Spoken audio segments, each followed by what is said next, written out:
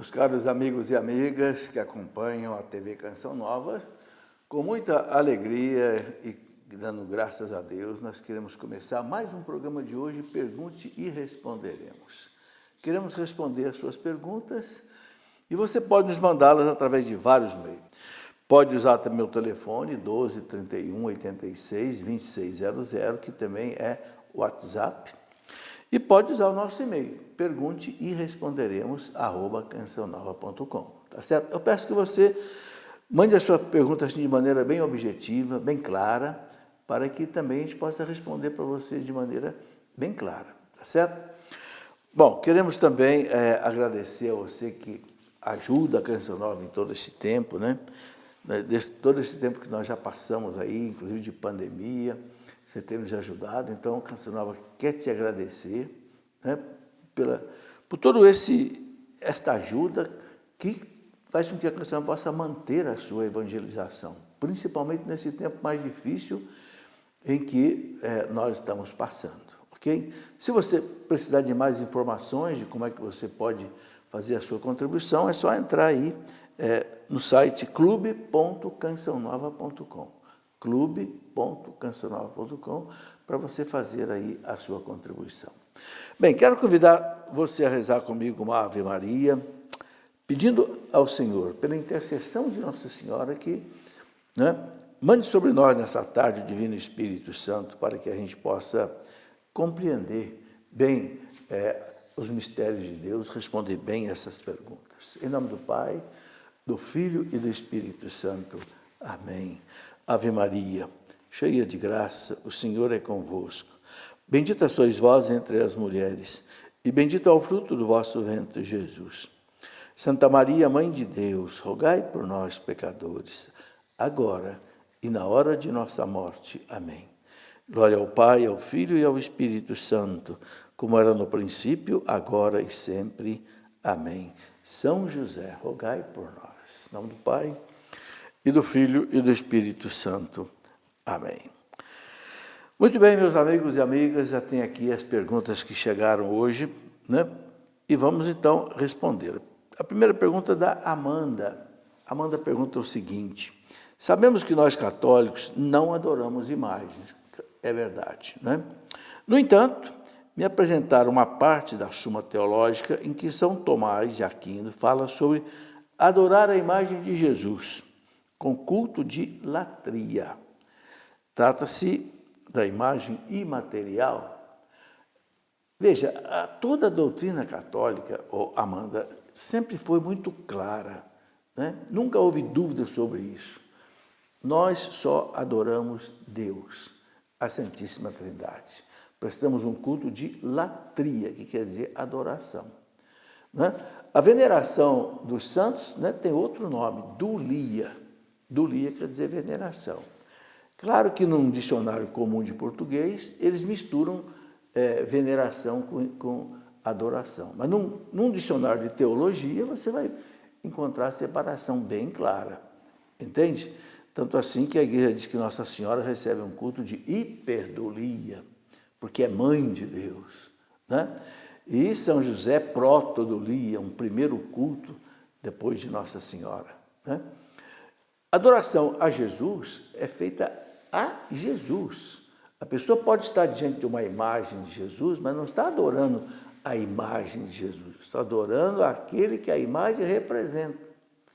Assim como na veneração de um santo, nós não estamos venerando a imagem, o gesso, o papel, a madeira, não, nós estamos venerando quem aquela imagem representa.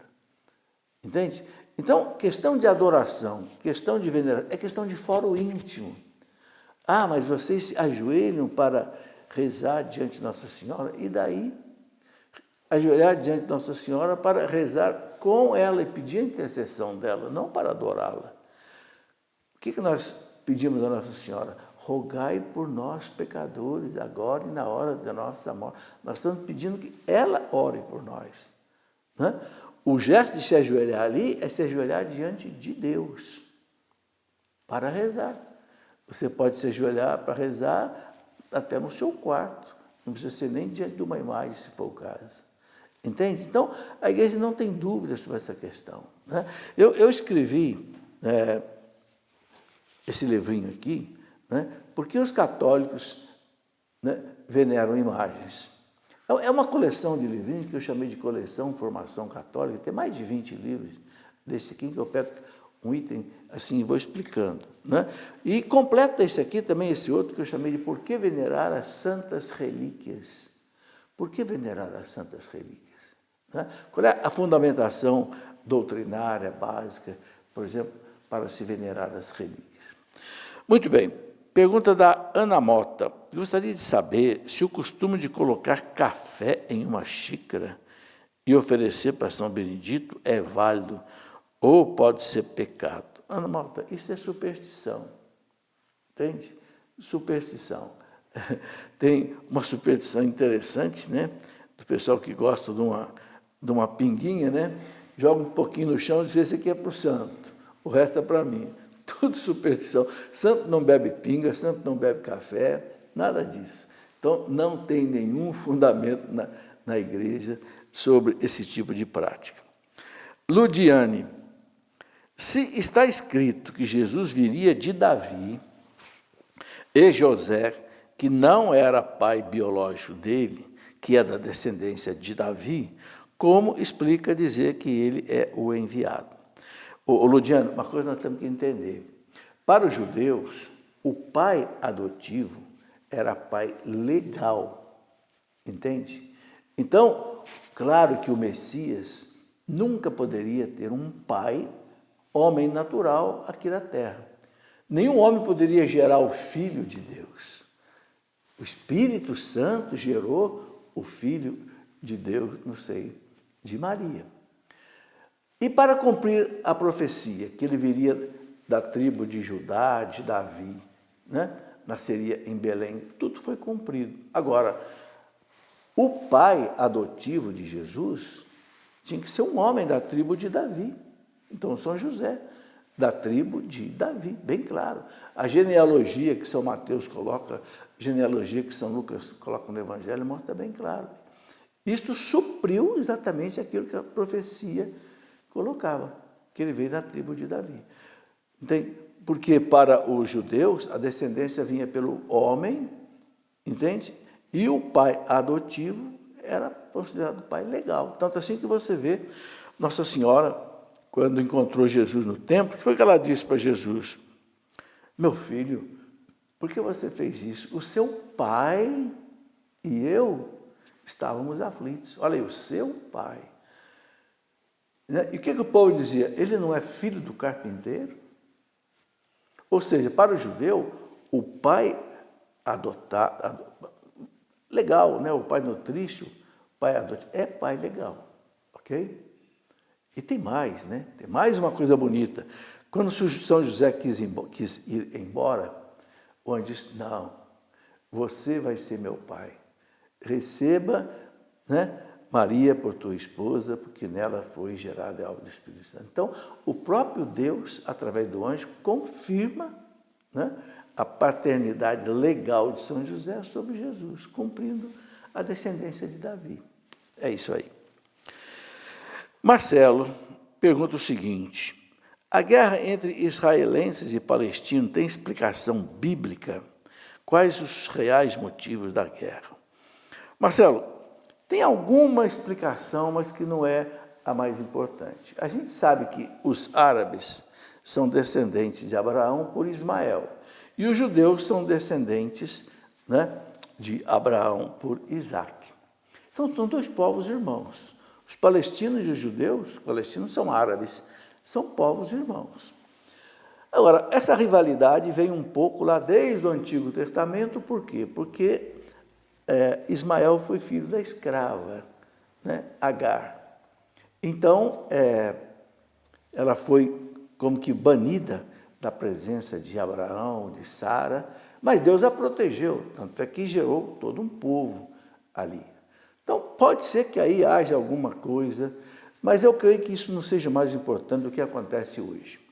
O que acontece hoje, para a gente entender, é o seguinte, Deus deu aquele território para Israel, prometeu para Abraão e né? A gente viu lá, por volta do ano 1200, Josué entra na Terra Prometida, atravessa o Rio Jordão e distribui toda aquela terra ali, na medida que foram expulsando ali os povos, né?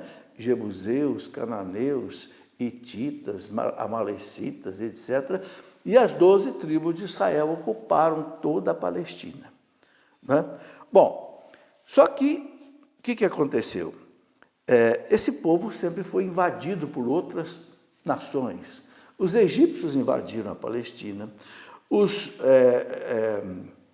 persas invadiram a Palestina, né? Os romanos invadiram a Palestina, e cada vez que a Palestina era invadida, muitos judeus eram expulsos.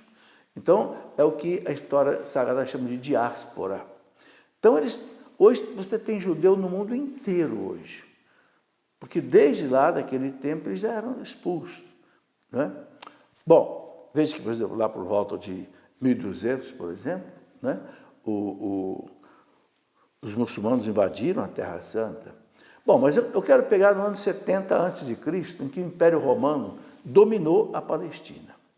O general Tito invadiu a Palestina, dominou, e muitos judeus foram levados escravos para Roma, muitos fugiram, espalharam, e muitos ficaram. Bom, no ano 70 depois de Cristo, a gente viu a terrível destruição de Jerusalém, onde um historiador da época chamado Flávio Josefo, ele diz que 1 milhão de cristãos, de judeus, foram mortos no massacre, né, do ano 70, do general Tito. No ano 70 a.C. foi o general Pompeu. Tito foi no ano 70. Bom, então o que aconteceu? Os judeus saíram da Terra Santa. Depois, né, no ano 722 a.C. também, as 10 tribos de Israel foram levadas para o exílio da Síria. No ano 590 a.C., a tribo de Judá foi levada para o exílio da Babilônia. Então, o que aconteceu? A Palestina ficou vazia em muitas regiões. E os árabes vieram habitar aqui na Palestina. E se constituiu o que hoje nós chamamos de um Estado palestino. Oficialmente, Israel não considera como um Estado palestino, ele fala Autoridade Palestina. É um pedaço da Terra Santa. Então, o que acontece hoje? Israel e os palestinos, eles dividem a Terra Santa. Israel tem a maior parte, os árabes têm a faixa de Gaza, que é perto do Egito, e tem uma região que é chamada de Autoridade Palestina. Então, aí vive esse conflito constante.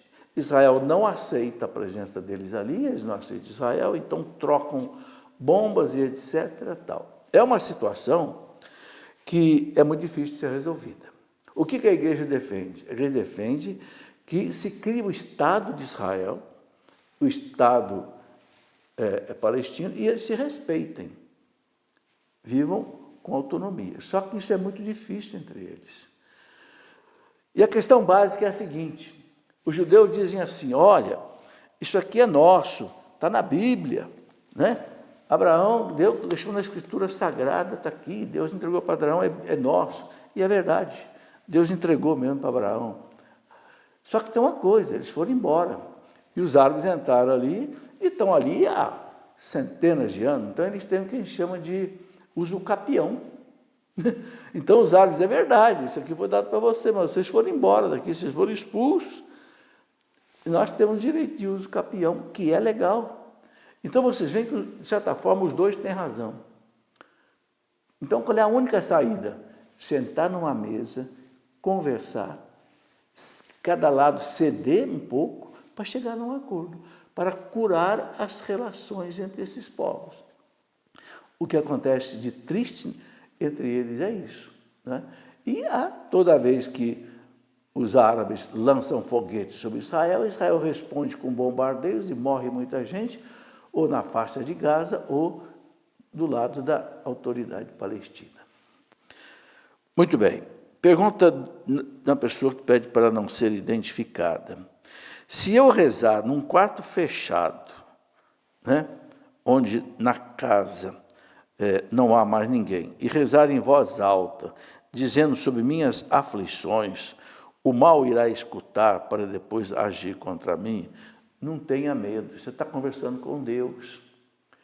Se você está conversando com Deus, você pode rezar, colocar suas aflições para Deus, seja numa igreja, seja na sua casa, seja dirigindo seu carro. Sabe, você está sob a proteção de Deus, não tenha medo de interferência do demônio nessa tua oração, não. Oração é uma conversa com Deus, sabe? E Deus coloca a sua proteção sobre você naquela hora. Fique tranquilo. E é bom que reze mesmo, né? Outra pessoa que não quer ser identificada, a gente respeita. Se você não quiser que diga seu nome, a gente não diz. Só você diz, ó, não diga meu nome. Eu gostaria de saber quem liberou comer carne de porco para os cristãos. Porque até o tempo de Jesus, quando colocou o espírito mal nos porcos, não era permitido. E por que hoje nós cristãos comemos? É verdade. Jesus, quando ele expulsou, né, aquela legião de demônios, naquele endemoniado, os demônios entraram ali nos porcos, e todos os porcos morreram afogados, né? É porque os judeus não criavam porcos. Jesus estava numa região de pagãos que não eram judeus. Os judeus não criavam porcos porque não comiam realmente o porco, porque era considerado um animal impuro. Para o judeu, o animal, para que ele pudesse ser comido, ele tinha que ter duas características. Ele tinha que ter o casco rachado e ele tinha que ruminar. O porco tem o casco rachado, mas ele não rumina, então não pode servir de alimento. Só que Deus foi mostrando devagar para a igreja que isso não é verdade. Não sei se você lembra, nos Atos dos Apóstolos, aquela passagem que São Pedro estava na cidade de Jope, e Deus mandou que São Pedro fosse na casa de Cornélio, um pagão. Ou seja, o judeu não entrava na casa de pagão. Então Deus preparou São Pedro com aquela visão. 3 vezes desceu do céu um lençol, numa hora que São Pedro estava rezando, ele entrou em êxtase, e ali tinha animais impuros, tinha aves impuros, répteis, devia ter porco também. E o Senhor disse para Pedro, Pedro, pega, mata e come. Ele disse, não, Senhor, de jeito nenhum, eu não como animal impuro. O Senhor disse, não chame de impuro aquilo que eu purifiquei. Ou seja, é um sinal de que aqueles animais, todos que os judeus chamavam de impuros, não eram impuros. Era uma questão apenas de conceito deles, do Antigo Testamento. Então, a igreja foi entendendo que não tem nada a ver. Entende? Por isso que, desde os primórdios da igreja, eu não sei dizer para você quando é que isso começou, mas a igreja liberou comer carne de porco, que não tem nenhum sentido doutrinário teológico, né? Tudo que Deus fez é bom.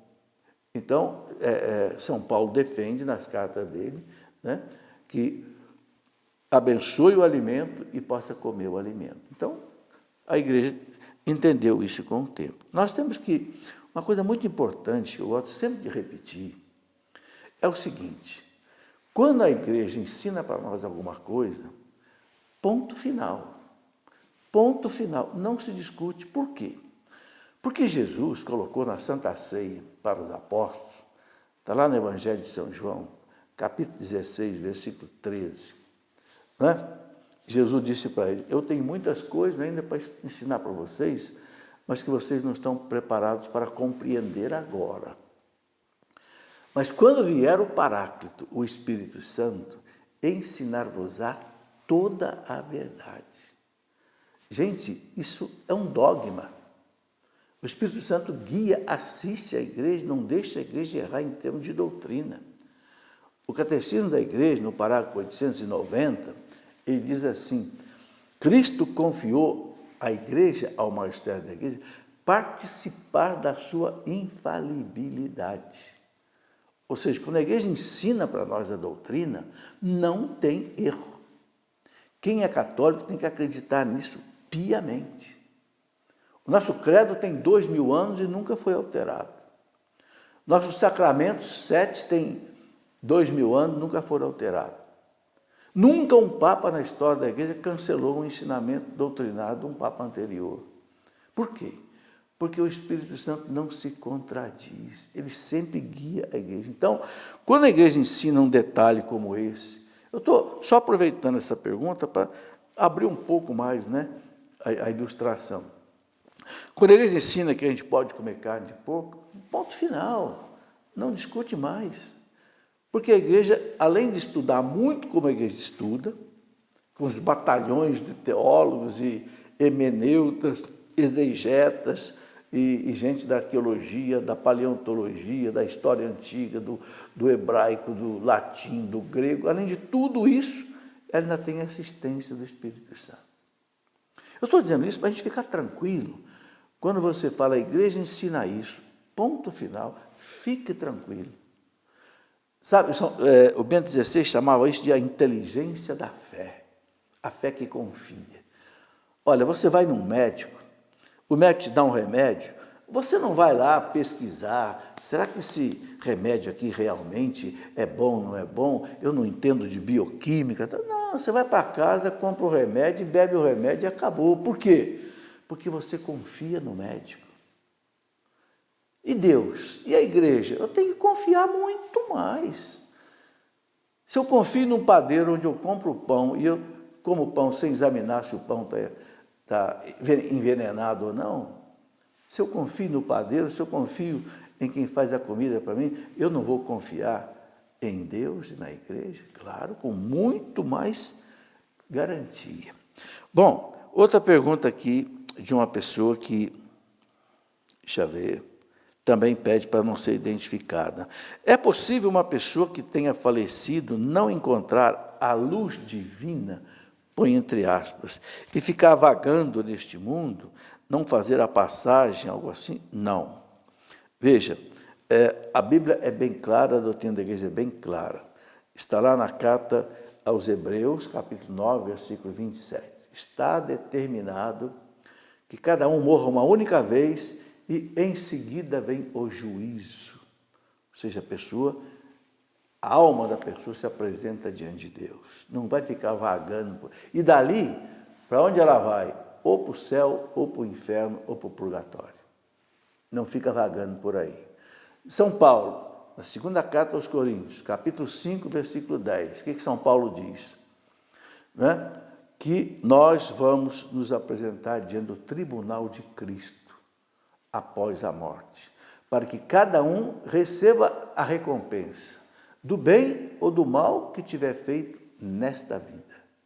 Entende? Então, gente, a igreja não fala, não acredita em almas andando por aí, não. Se existe algum espírito que anda por aí assustando os outros, fazendo mal, deve ser o espírito maligno, o espírito do mal. Sabe, esporadicamente, raramente, a igreja pode autorizar a aparição de uma alma. Pode. Tem muitos santos que narraram visões de almas que apareceram. Isso a igreja aceita. Mas é raro. Mas por que uma alma aparece? Né? A igreja explica o seguinte, por dois motivos. Primeiro, às vezes para mostrar que existe a vida eterna. Tem muita gente que não acredita, né? Acho que morreu, acabou tudo. Não. Primeiro, para mostrar que existe uma vida eterna. Segundo, às vezes uma alma aparece para pedir oração. E tem várias histórias de santos que tiveram visões de alma, pedindo o padre, por exemplo, para celebrar a missa pela alma e etc. Agora, isso também não é uma coisa rara. Não quer dizer que é uma alma que fica vagando por aí. Não. É uma alma que Deus permite. Como, por exemplo, na transfiguração de Jesus, apareceram as almas de Elias e de Moisés. Ok? E conversaram com Jesus. Algo deste tipo. Bom, outra pergunta, outra pessoa também não quer ser identificada. Gostaria de saber em que livro da Bíblia fala sobre a criação de Lúcifer e o que o tornou um anjo mau. Bom, a criação de Lúcifer não tem explícita na Bíblia. Né? O que a igreja ensina que da Bíblia pode ser tirada, porque a Bíblia fala mais de 300 vezes sobre os anjos. Se os anjos existem, Deus criou os anjos. Né? O nosso crédito, Deus criou todos os seres visíveis e invisíveis. Os invisíveis são os anjos. Agora, esse nome Lúcifer, anjo de luz, ele foi uma adaptação que se fizeram dessa palavra. Agora, lá no Apocalipse, capítulo 12, há aquele combate, né? Entre exatamente o anjo mau, né? Que não aceitou Deus e foi expulso por São Miguel Arcanjo. Né? Então, aí, o contexto bíblico ele é muito claro. Né? E, mais uma vez, a igreja inspirada pelo Espírito Santo sabe interpretar, né, essa realidade. Bom, então, nessa relação dos anjos, eu gostaria de dizer o seguinte: vale a pena estudar um pouco a questão dos anjos, com um pouco de cuidado, porque hoje se fala muito dos anjos assim, até anjos dentro da esoteria. Eu escrevi um livrinho, Os Anjos. Eu fui buscar nos santos doutores da igreja, São Tomás de Aquino, Santo Agostinho, etc., na tradição da igreja, na Bíblia e no magistério da igreja, para a gente conhecer o que a igreja ensina sem perigo de erro. Muito bem, chegamos aqui ao final do primeiro bloco. Daqui a pouquinho nós voltaremos para o segundo bloco. Amigos e amigas, pronto, já estamos de volta para o segundo bloco do nosso programa Pergunte e Responderemos, ok? Eu quero só avisar você que se você quiser assistir algum outro programa nosso que já passou e você não assistiu, queira assistir, é só acessar aí tv.cançãonova.com/programa. E aí você procura qual é o programa que você quer assistir, tá certo? Muito bem, eu quero também dizer que a Canção Nova tem muitos livros muito importantes para você edificar a sua vida espiritual. Né? Só você entrar no telefone 3186-2600 e você pode adquirir, né, online, né, da loja da Canção Nova. E nós temos também os livros da editora Cleofas, são os livros que eu publico, né? É o site cleofas.com.br, também você encontra aí esses livros que podem ajudar. São livros, só livros católicos, você pode comprar com segurança. Eu sei que tem muita livraria católica hoje, até editora católica, que mistura livro católico, não católico, não. Pode ter certeza, a editora Cleofas e a editora Canção Nova, entre outras boas editoras, só temos livros católicos mesmo, para você não ter perigo de errar aí na sua doutrina. Muito bem, antes de responder aqui as perguntas, quero mostrar alguns livros. Os livros sempre nos ajudam, né? Um livro muito bonito que o padre Gabriel Vilaverde escreveu, que nós publicamos aqui no mês de maio, mês de Maria, A Adversária da Serpente.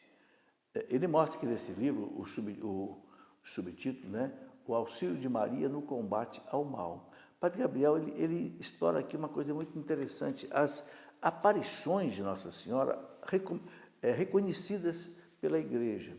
Então, dali, ele tira muitos ensinamentos importantes e outras coisas importantes. Bom, quero mostrar também esse livro do bispo Dom Carlos Lema, que é bispo auxiliar de São Paulo, Internet e Evangelho, muito bom. Dom Carlos ofereceu esse livro para nós publicarmos pela editora Cleofas. Eu li todo o livro. Olha, nós não temos hoje na literatura um livro sobre internet e evangelização assim tão completo como ele. E não é só como é que você deve evangelizar, isso também, mas ele coloca uma série de meditações adequadas para serem usadas, entendeu? Na internet, etc. Muito bom. Dom Carlos Lema é bispo auxiliar de São Paulo. Né? Estamos aí vivendo a época do Espírito Santo, né? Pentecostes, aí no mês de maio. Um livro que nos ajuda a compreender a renovação carismática católica, o que é o batismo do Espírito Santo, que muita gente me pergunta, o que são os dons do Espírito Santo, o que são os frutos do Espírito Santo, quais são os efeitos de uma vida no Espírito Santo, enfim, esse livro, Descerá sobre vós o Espírito Santo, é um livro que pode ajudar você. Eu comecei na renovação carismática com o Padre Jonas desde 1974. Portanto, já temos aí muitos anos, né? E eu vi a beleza que foi para a igreja a renovação carismática católica. Eu estive em muitos países, inclusive encontros da renovação carismática católica. Estive, né, em Roma, até com o Papa João Paulo II. Outros encontros na América Latina, em vários países. Eu vi a transformação que houve na igreja. E você vê, a própria Canção Nova é fruto da renovação carismática católica. Então, vale a pena a gente conhecer, né, um pouco mais essa realidade. Bom, o livro que eu escrevi agora nesse tempo de pandemia, que a gente tinha um pouco mais de tempo, Calúnias e Lendas sobre a Igreja Católica. Você sabe que tem muitas mentiras que são ditas sobre a igreja. Além de tudo, fatos que aconteceram há muitos anos. A Inquisição, por exemplo, faz 600 anos, mas fica na ordem do dia. Parece que foi ontem, parece que foi hoje. Nunca sai da pauta. Por quê? Porque é um prato cheio para quem quer bater na igreja, como se a igreja continuasse vivendo na Inquisição. Aí tem uma porção de mentiras sobre Galileu Galilei, sobre Savonarola, sobre cruzadas, sobre, sabe, a igreja não reconhecia que o negro tinha alma. Brincadeira, como é que não reconhece que o negro tem alma se a igreja canonizou uma porção de santos negros? São Benedito, Santa Baquita, negros, escravos. A igreja colocou no altar. Como é que vai dizer que a igreja não acreditava que ele não tinha alma? A igreja não acreditava que a mulher tinha alma. Mas como não acreditava que a mulher... Se está cheio de mulher nos altares. Né? Desde lá de Santa Helena, mãe do imperador Constantino, ano 330. Santa Helena, Santa Hildegarda, Santa Catarina. Tem mais santas do que santos na igreja. É o respeito. Então, esse livro, Calúnias e Lendas sobre a igreja, é para a gente, sabe, não ficar engolindo essas mentiras sem saber a verdade, né? Tá aí. Bom, nós vamos aqui as perguntas do bloco 2. A Márcia Helena pergunta o seguinte: queria uma opinião sobre a vacina do Covid. Alguns padres e pregadores católicos dizem que é feita com fetos abortados e pede para não tomar a vacina. Veja, isso aqui passou pelo crivo do Vaticano. A Sagrada Congregação da Fé do Vaticano, que é responsável pela doutrina da igreja, aprovou a vacina e o Papa aprovou, tanto assim que o Papa tomou e o Papa Bento XVI tomou. Ponto final. Eu já tomei, graças a Deus, 2 doses. Então, gente, Roma locuta causa finita, dizia Santo Agostinho. Roma falou, o Papa falou, cessou. Ah, mas e se tiver errado? Se tiver errado, meu amigo, você está sem culpa nenhuma. Porque o Papa é aquele que é o vigário de Cristo na Terra. Ponto final. Entendeu? Não tenham medo, não. Toma a vacina. O Brasil inteiro precisa tomar vacina. Nós estamos vendo que, graças a Deus, está diminuindo, né, o número de infectados por causa da vacina. Amanda, porém, inimizade entre ti e a mulher, entre a tua descendência e a dela. Esta te ferirá a cabeça, tu lhe ferirás o calcanhar. O que quer dizer, tu lhe ferirás o calcanhar? Vi em uma explicação que trata-se da crucificação de Cristo. É isso mesmo? Amanda, pode ser também. Né? Ferir o calcanhar quer dizer ferir a base. Né? É ferir aquela que é a descendência da Virgem Maria. Nós somos a descendência da Virgem Maria. Maria é a nossa mãe. Cristo também é filho de Maria.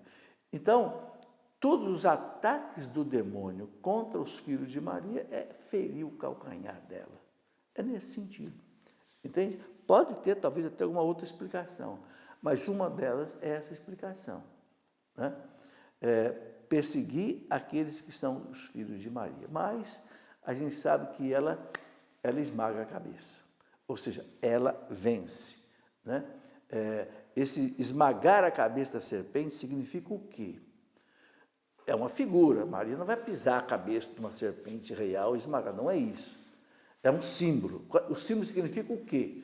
Maria anula as ações do demônio, as insídias do demônio, as tentações do demônio. Entende? Porque a cabeça é o ponto de vida, de reflexão de todos nós. Esmagar a cabeça quer dizer esmagar o poder. Entende? É nesse sentido. Adriana Paula pergunta o seguinte: tem algum documento da Igreja Católica onde se diz que não se deve bater palma na Santa Missa, como, por exemplo, no Glória? Adriana, esse ponto é um ponto que não está no Missal Romano. O Missal Romano que rege a missa, ponto por ponto, o Missal Romano não fala de palma, mas também não proíbe. Então, quando as pessoas me perguntam, eu digo assim, bom, quando a igreja não tem alguma coisa definida com clareza, a igreja tem o seu representante em cada diocese, que é o bispo. Então, eu penso que cabe ao bispo autorizar ou não autorizar. O que eu tenho notado? Eu tenho notado que se bate palma em muitos lugares e os bispos não proíbem. Então, fica aquele ditado, né? Quem cala consente, tá certo? Então, eu penso que se algum bispo acha que é errado, então ele deve proibir na diocese dele, já que o missal romano não contempla palma na missa. Aí é um assunto que eu acho que não cabe a gente ficar dando opinião. Eu acho que fica na esfera aí da autoridade da igreja resolver essa questão. Tem gente que não gosta, né? Há padres, por exemplo, que dizem assim, não, a missa é o sacrifício de Cristo no Calvário, então não é lugar para festa, não é lugar para bater palma. Ou diz, mas não, isso é só para glorificar a Deus. Então, sabe, quando há essas divergências na igreja, quem tem que definir é a autoridade da igreja. Eu conheço um bispo que proibiu na diocese dele bater palma. Mas eu vejo que na maioria das dioceses, me parece, não há proibição. Pergunta da Luciana: se eu pedir a indulgência plenária através dos 4 itens, né, e morrer no dia seguinte, eu vou para o céu? Luciana, se você fez as exigências todas da indulgência plenária, se você ganhou a indulgência plenária, e desde aquele momento até a sua morte no dia seguinte, você não cometeu nenhum pecado, você vai para o céu. Porque a indulgência plenária, exatamente, ela cancela as penas devido ao pecado que nós teríamos que cumprir no purgatório, se for necessário. Então, teoricamente é isso. Agora, veja bem, a gente precisa ter certeza que cumpriu as exigências, né? As 4 exigências da indulgência. Por isso que a igreja fala que você pode repetir a indulgência plenária, tanto para você quanto para uma alma do purgatório que você quiser oferecer. Certo?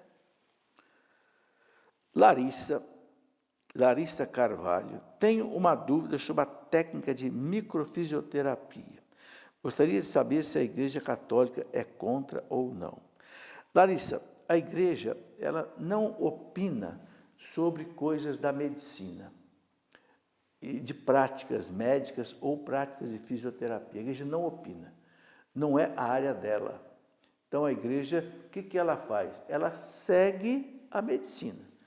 Se o Conselho Federal de Medicina, ou não sei se existe Conselho de Fisioterapia, reconhece que é uma prática médica legal, pura ciência, sem nenhuma conotação espiritual, esotérica, se é medicina pura, e o Conselho de Medicina autorizou, a igreja reconhece.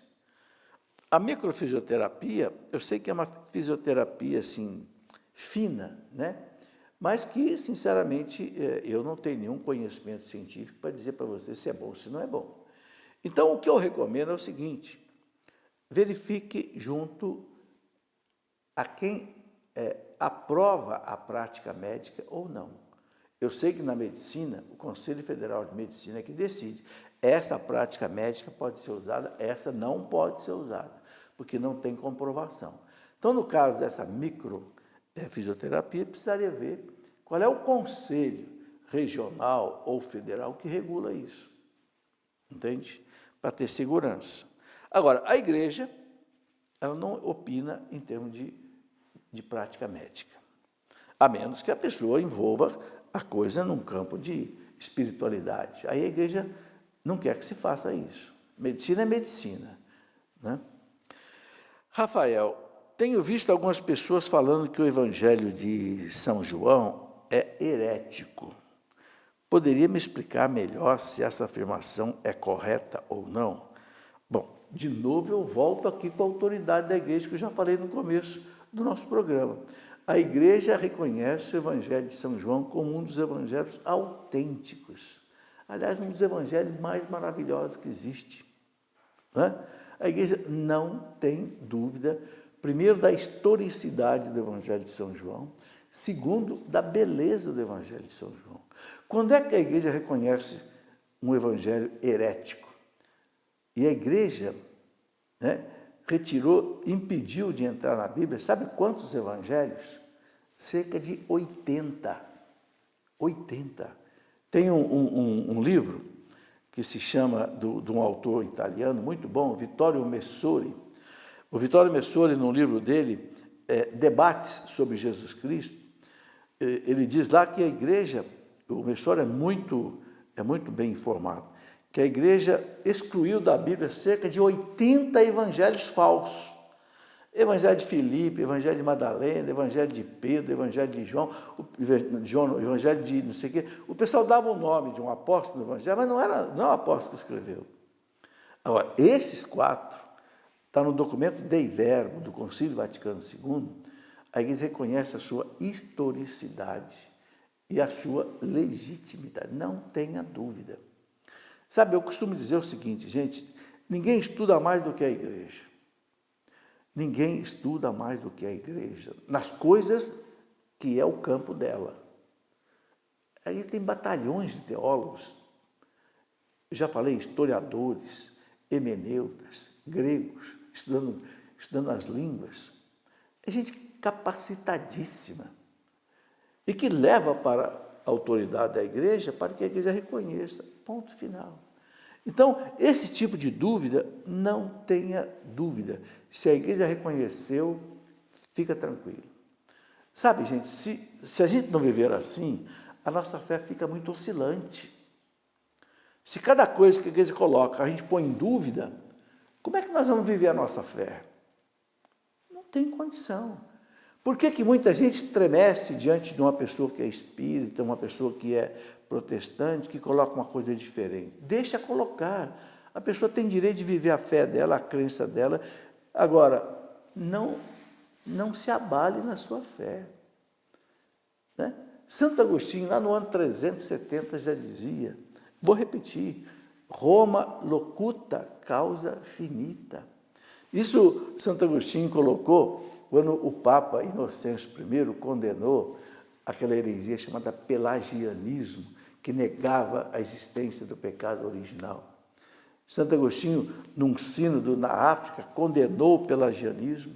O sínodo, né, os bispos, levaram para Roma e o Papa condenou. Agostinho disse, morreu a questão. Roma locuta. Roma falou. Acabou. Hoje nós temos que viver assim também. Entende? Senão a gente fica balançando muito, sabe, gente?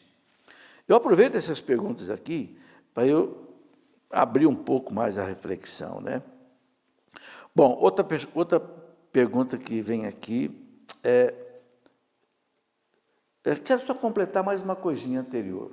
Por que a igreja retirou certos evangelhos? Porque eles tinham 3 coisas, 3 falsidades.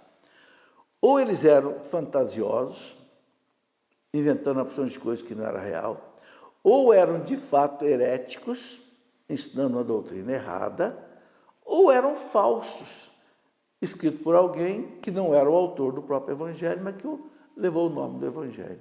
Esses são os critérios que fez a igreja deixar só os 4. Né? Eu tenho um livro, acho que ele está por aqui, que dentro da coleção Escola da Fé, que são 3 volumes. Eu escrevi logo no começo da Escola da Fé, faz mais de 20 anos, 3 livros. 1, 2 e 3. Sagrado Magistério, Sagrada Escritura e Sagrada Tradição. Aqui na Sagrada Escritura, eu coloco a relação de muitos livros apócrifos que a igreja retirou, não deixou entrar na Bíblia. Porque quem montou a Bíblia foi a igreja. Nenhum livro da Bíblia traz o seu índice. Não, a igreja é que fez o cânon bíblico. Né? Então, a igreja tirou esses livros por isso. Bom, outra pessoa aqui pede para não ser identificado. Ela coloca o seguinte: o fiel é obrigado, entre aspas, a contribuir com as finanças da igreja. O dízimo é obrigatório. Aqui na paróquia somos obrigados a pagar rifas e cartelas de eventos beneficentes. Essa conduta é correta? Bom, vamos colocar o que está na documentação da igreja. O que diz o catecismo da igreja e o que diz o Código de Direito Canônico da igreja. Diz a mesma coisa. Né? Quando fala dos mandamentos da igreja, que são 5, então quando fala do dízimo aqui, diz o seguinte, que, eu vou até achar aqui, o parágrafo 2041, depois 42, 43. No 5º mandamento da igreja, né, diz que nós somos obrigados a ajudar a igreja nas suas necessidades financeiras, materiais, conforme a possibilidade de cada um. O documento não amarra em 10%, nem o Código de Direito Canônico e nem o catecismo. Então, a pessoa deve conscientemente ajudar. Né? O Novo Testamento ele não usa a palavra dízimo, é do Antigo Testamento. São Paulo fala, Deus ama aquele que dá com alegria.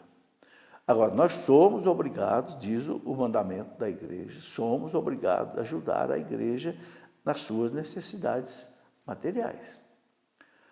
Agora, igreja. Agora, quem é a igreja? Então, aí eu faço a seguinte reflexão. Para mim, o primeiro ponto é aquela paróquia onde eu vou à missa, confesso, comungo, levo meu filho para ser batizado, para se casar. Então, eu acho que ajudar a paróquia é o primeiro ponto que eu devo ajudar com uma parte da minha contribuição para a igreja.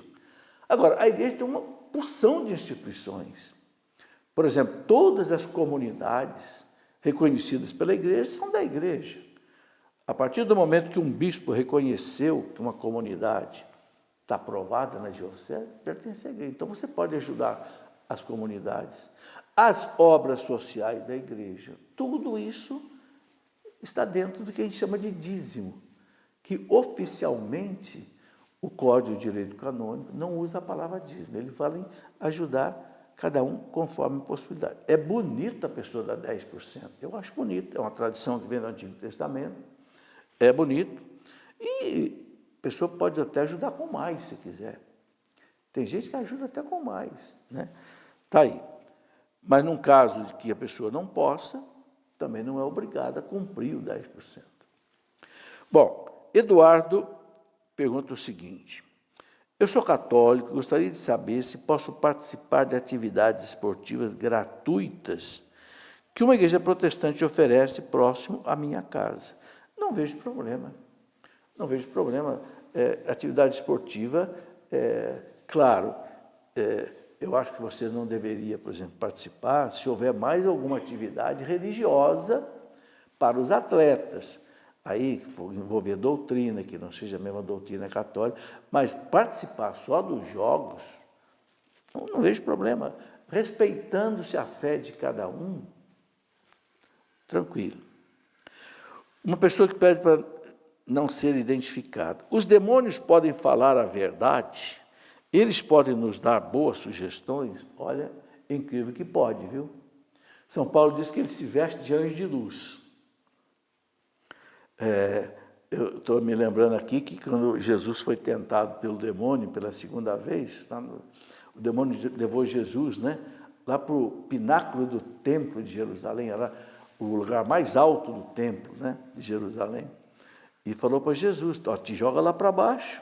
Está escrito no Salmo 90, os anjos te sustentarão nas suas mãos para que os teus pés não tropecem em alguma pedra. É verdade? Verdade mesmo, está no Salmo 90. Engraçado que o demônio conhece a Bíblia, né? Tem gente que não acredita na Bíblia, o demônio acredita. E falou para Jesus, te joga, está escrita, cara, a palavra de Deus, vai se cumprir. E Jesus disse, não vim aqui para dar showzinho aqui nesse mundo, não, vim para morrer na cruz, salvar a humanidade. Então o demônio ele pode dizer a verdade, mas com uma maldade atrás. Qual é a maldade? Ele queria que Jesus fugisse do messianismo de servo de Javé da cruz para se apresentar como um Messias glorioso, triunfante, falso, né? Entende? Tem uma história interessante de Santo Antão. Santo Antão foi um dos primeiros monges da história da igreja lá no Egito, ano 200 e pouco. E Santo Atanásio, que é doutor da igreja, ele foi discípulo de Santo Antão.